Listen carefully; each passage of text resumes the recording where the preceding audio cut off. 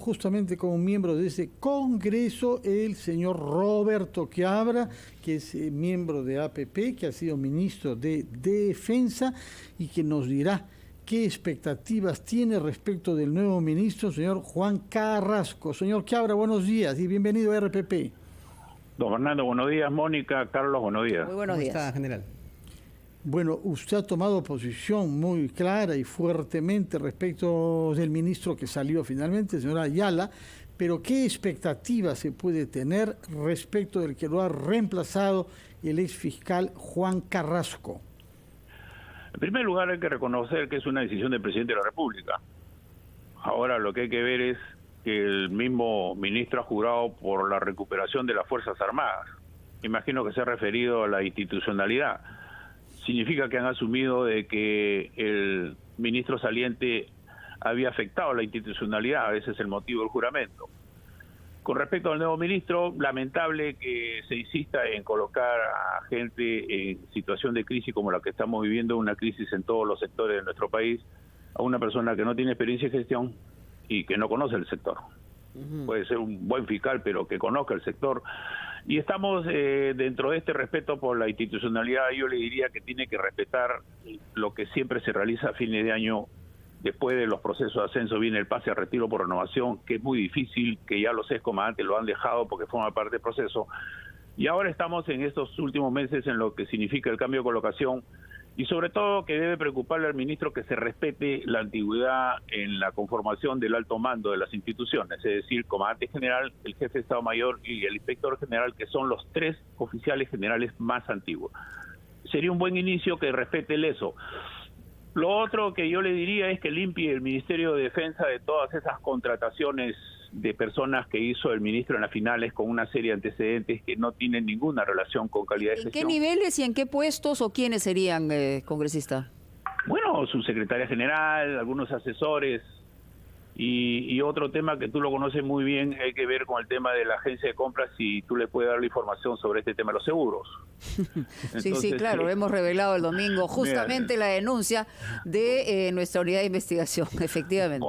Ponle un sobre y envíaselo porque eso es grave, lo que has señalado tú es grave y yo creo, o sea, bueno, se espera eso. Es un trabajo de investigación, no es una cosa en primera persona, por supuesto que hay que revelar qué es lo que está pasando y cómo, digamos, hay que demostrar, por supuesto, en la investigación posterior, si no solamente se dio ese contacto, sino si hubo un resultado sobre ese contacto, una presunta presión para dirigir a una empresa para eventualmente compras en la Fuerza Armada, ¿no? Sí. Como aspecto que no le es muy favorable al ministro entrante, él salió del Ministerio del Interior por hacer una inspección inopinada y desmedida a la Dirandro. No nos olvidemos en un momento en que algunos allegados o vinculados con el partido Perú Libre estaban siendo investigados por terrorismo. Y ese fue el motivo. Él señaló que era un motivo de asuntos personales que lo obligaban a dejar al ministerio. Sí. Sin embargo, después asume una asesoría dentro del mismo ministerio, pasa a ser asesor del Ministerio de Justicia. Alguien que ha sido ministro de un gobierno y pasa a ser asesor. Yo creo que por ahí ojalá que que se asesore bien. Yo le recomendaría que se asesore con los comandantes generales para los aspectos institucionales y con el jefe del comando conjunto para los aspectos operacionales. No necesitan ningún otro asesor. Congresista Quiabra, ¿cómo está? Buenos días. Carlos, buenos días. Hace minutos hemos escuchado a la Premier decir que por prudencia todo funcionario público cuestionado debería dar un paso al costado, pero ¿a qué atribuye usted que el presidente mantenga todavía en el cargo a una persona tan cuestionada justamente como el señor Bruno Pacheco, secretario general del despacho presidencial, también al ministro de Educación, sobre quien ya hay una moción de interpelación por este tema de la filtración de los exámenes de nombramiento docente? Y al ministro de Transporte. También hay una interpelación. Ustedes conocen mejor que yo que hubo un ministro que por menos cosas lo cesaron en menos de 15 días. Bueno, fíjese, yo creo que el presidente de la República no se está dando cuenta de la magnitud del problema en que él está, porque tiene un secretario general que en 100 días se cree dueño del Perú. La pregunta es, ¿lo hace el secretario tomando el nombre del presidente y asumiendo atribuciones que no tiene? o es que sigue las indicaciones del presidente. Lo que se ha conocido de él sobre la influencia contra los excomandantes generales, que ahora ya podemos decir que es una represalia, se manifiesta abiertamente con los chats que ustedes han difundido con el superintendente de la SUNAT, que le dice bien claro, ¿no? Hay que ser recíprocos en la atención, y después le dice, mira, yo estoy conversando con los ministros y todos no te quieren. Entonces, ese es el lenguaje. Entonces, si el presidente no se da cuenta, ahora, la oposición no le está diciendo, le está exigiendo, el ministro de Justicia, el ministro de Salud, ayer el ministro de Economía, le están diciendo que si lo respeta, lo quiere y lo estima el presidente, que dé un paso al costado. El presidente no se está dando cuenta el serio problema que se está metiendo. El presidente debe saber que ya la Fiscalía de la Nación ha abierto una investigación preliminar, una instrucción preliminar contra él y el ministro de Defensa saliente. Yo creo que el presidente, por el bien de él, por el bien de la gestión de un gabinete donde los ministros le dicen que salga, ya debe tomar una decisión. A propósito de conocimiento, congresista, y le voy a cambiar de tema, porque si bien usted es un invitado de APP, imaginamos que tiene una opinión sobre esta decisión que ha tomado César Acuña de presentar una demanda de embargo de bienes a periodistas por un libro Plata como cancha, que como bien se ha explicado, no solamente es un libro de perfil, sino ha recogido una serie de testimonios, hechos y comprobaciones respecto al perfil del señor Acuña. De alguna manera, la sensación que se tiene, hoy día hay un editorial del Comercio, todos los estamentos periodísticos se han pronunciado, es que intentar instrumentalizar justicia con fines de amedrentamiento es un error de plano, pero por otro lado es como una ostentación del poder y del dinero. ¿Cuál es su opinión? Fíjese, es un problema personal del ingeniero Acuña, de su abogado y del juez. Pero usted tiene una participación política y sabe perfectamente cómo se realizan las investigaciones. Hay una serie de libros sobre perfiles de políticos y a nadie se le ha ocurrido hacer una demanda de esta magnitud desproporcionada. Entonces, yo entiendo que para usted es delicado pronunciarse sobre el líder de la agrupación que lo ha invitado, pero por otro lado hay un tema también de fondo y reconocemos en usted su capacidad de ser transparente. Yo siempre soy transparente y digo las cosas cuando las sé y cuando tengo una posición conociendo el tema a fondo. En este momento yo no he leído el libro. Yo le pediría que le consulten al abogado y como usted dice, nadie se le ha ocurrido. Bueno, a él se le ocurrió, debe tener alguna cuestión. ¿No considera eso, general, un atentado contra la libertad de expresión y la libertad de prensa? Usted, yo lo he escuchado en muchas oportunidades defender estas libertades. Sin embargo, en este caso, ¿no considera que esto es una amenaza, sinceramente? Fíjese, yo defiendo la libertad de prensa, yo también defiendo a periodista Hugh Walker. No sé cuál será la posición de ustedes si yo en esta entrevista le dijera de que ustedes me preguntan porque el dueño que les paga les hace preguntar esto, como le hicieron a Hugh Walker. Y sin embargo, pero siempre hay formas para responder, ¿eh? O sea, yo le tengo mucho aprecio, es compañero mío en Latina, pero hay que decir que las cosas se dicen de una manera correcta. Nada más. Mira, Claro. Mónica, todos no reaccionamos igual, ¿no?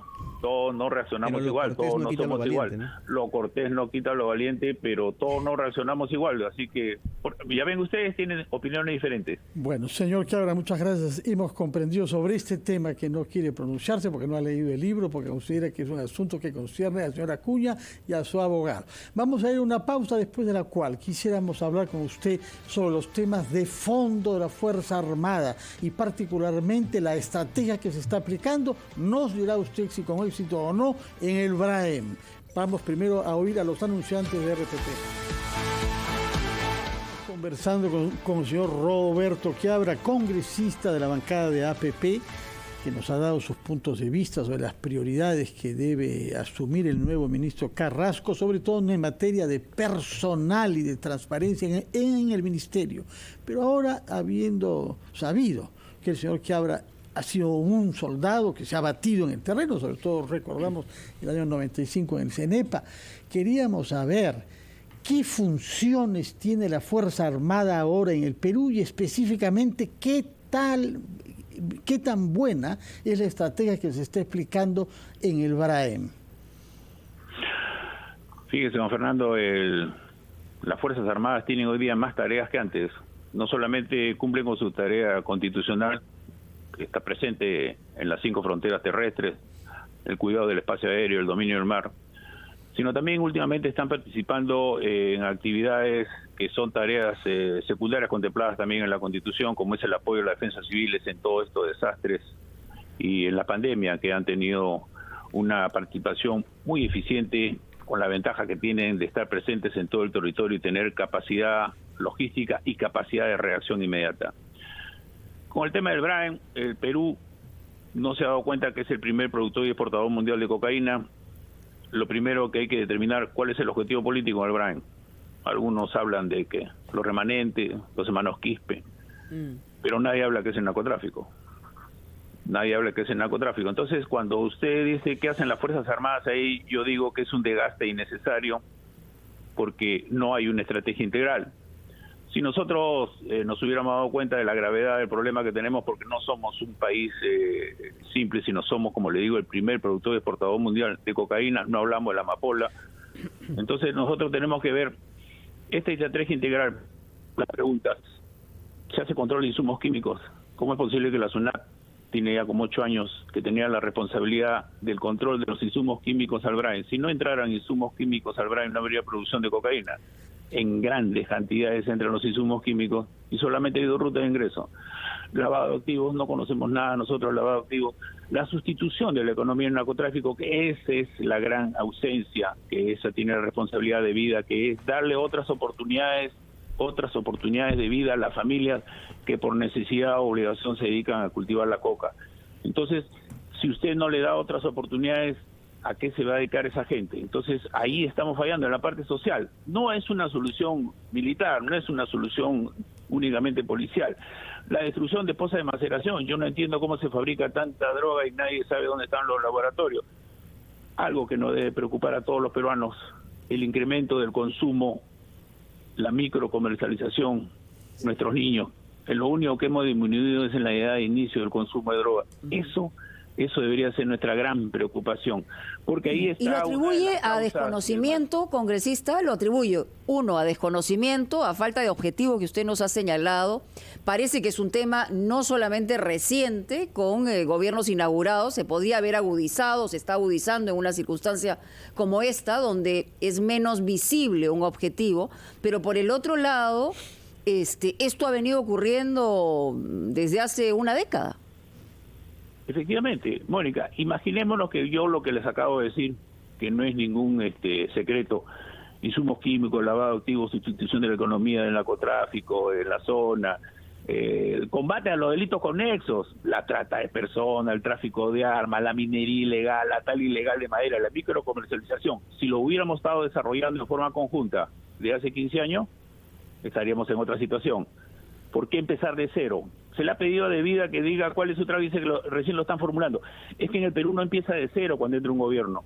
No tenemos políticas públicas, no tenemos política de Estado. Si esta política la hubiéramos visto en el 2005, cuando se crea la región Braen, porque no se había creado la región Braen recién en el segundo gobierno del presidente García, si desde ahí hubiera habido una política que nos englobe a todos y tome todo lo que yo les acabo de decir, estaríamos después de 15 años viendo los resultados, actualizando algunas cosas, cambiando otras, pero estamos en que cada 5 años vemos qué cosa va a hacer el gobierno entrante y no apuntamos y está creciendo. Yo repito lo que he dicho hace poco, cuando los peruanos nos demos cuenta de la gravedad del problema del narcotráfico, va a ser demasiado tarde. Sí, General Quiabra, quisiera volver al político. ¿Usted cree que la figura o el peso, peso político me refiero, de la presidenta del Consejo de Ministros, Mirta Vázquez, está debilitado con esta serie de situaciones que hay? Nos habíamos referido a la permanencia de funcionarios cuestionados, pero se considera que a raíz justamente de estas situaciones, ella se ha debilitado en cuanto a su figura se refiere en el tema político en el gabinete ministerial. Ella ha dicho que no. ¿Usted qué opina? Yo creo que sí, y lo demuestra ella misma. Ella misma ha señalado que ella tiene una falla de origen, que es ella no ha propuesto a los ministros. Habrá que preguntarle si ha propuesto de todos que han entrado, porque sale en la resolución que lo propone. Ella no ha propuesto a los ministros. Ustedes saben mejor que yo, no han visto, creo, un primer ministro que le llame la atención públicamente a otro ministro mediante un oficio que lo hace público, ¿no? Decirle al ministro de Transportes, yo quiero que me justifique usted la forma y el fondo, sí, de hecho y de derecho, por qué la sacaba la jefa de la Sutran. O decirle al ministro de Energía y Minas, es la tercera vez que usted no acude a la reunión que tenemos para ver el tema de Camisea. ¿Usted cree que un primer ministro que tiene autoridad hace eso? No. En el peor de los casos le llama al ministro y le dice, ¿qué te pasa? No, pero ese es un ejemplo. No ha podido sacar al ministro Barranzuela. Y él decía, es grave y estamos en estas horas tomamos decisión. Si no hubiera sido por el parlante de la vecina, el ministro no salía. Entonces, si ella tuviera autoridad, lo hubiera... Igual ha dicho del ministro de Defensa, es grave y debe salir. Y no sale. Entonces, si la primera ministra no habla con el presidente y entre los dos se pone de acuerdo y dice, señor presidente, no puede continuar en el cargo. Entonces, ahora, quitándole el gesto de no haber ido a Ayacucho a los 100 días, ¿no? Uh-huh. Es un gesto. Entonces, que ella diga de que tiene autoridad, yo creo que esos mismos gestos que ella hace con esos oficios, a ella misma le hace daño. Ella debería tener la autoridad que corresponde para que el presidente pueda gestionar. Ella lo que tiene que hacer es ver si los ministros que tiene hoy día en el gabinete la ayudan a ella a gestionar. Permítame una pregunta. Usted integra la Comisión de Defensa del Congreso. El señor Bruno Pacheco se negó a declarar en su momento ante ese grupo de trabajo. ¿Ustedes como comisión van a insistir en la citación al señor Pacheco? ¿Van a llegar inclusive a obligarlo a ir al Congreso, invitación de grado de fuerza? No, la comisión decidió, una vez que ya terminó el tema con el ministro de Defensa, enviar todo a la Fiscalía de la Nación, las declaraciones del ministro, un sobre cerrado, lacrado, los chats, y ya no insistir en el secretario general porque escapa a nuestras capacidades, porque ese es un tema personal del presidente de la República. Uh-huh. Yo quisiera, ustedes son viejos en esto, yo quisiera hacerles conocer que yo me siento muy satisfecho de haber estado esto y en otras cosas, pero bueno, ahí vamos. No, pero si hablamos de viejo yo pierdo.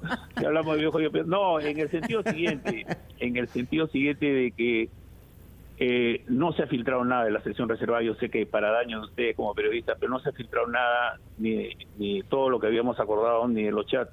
Yo creo que se dice mucho en nuestra comisión. No se insiste en formar una comisión de investigadora que no corresponde. Yo creo que eso hace bien, porque nosotros lo que buscamos es fiscalizar cuando un ministro no ha sabido justificar cuáles son las causas graves por las cuales se puede cesar a dos comandantes generales. No puede decir tan simplemente, como lo dicen otros, que el presidente tiene la potestad de sacar un comandante general en un día, en 2 meses. Imaginemos si cada 3 meses sacaríamos al jefe del comando conjunto. Pero sin ánimo de revelar todo, sí. Congresista, esos chats entregados por el ex comandante general del Ejército complican o comprometen la situación del señor Pacheco o del señor Ayala o del presidente de la República. Eso ha sido secreto. Eso se ha enviado en sobre secreto. Pregúntale, Carlos, a la fiscal de la Nación, porque ella es la que en su momento lo hará público. No me hagas pecar. A mi edad no me hagas pecar. Bueno, lejos de nosotros querer que usted peque, señor. Hay pecados reveladores que pueden ayudar. Le agradecemos las explicaciones que nos ha dado y retengo esta frase dura que usted ha dicho: no hay una estrategia integral para la lucha en el Brain. Y es una frase importante que hay que tomarla muy en serio. Muchas gracias y muy buenos días, señor Chiabra. Vamos a escuchar a los anunciantes de RPP y regresamos a Ampliación de Noticias.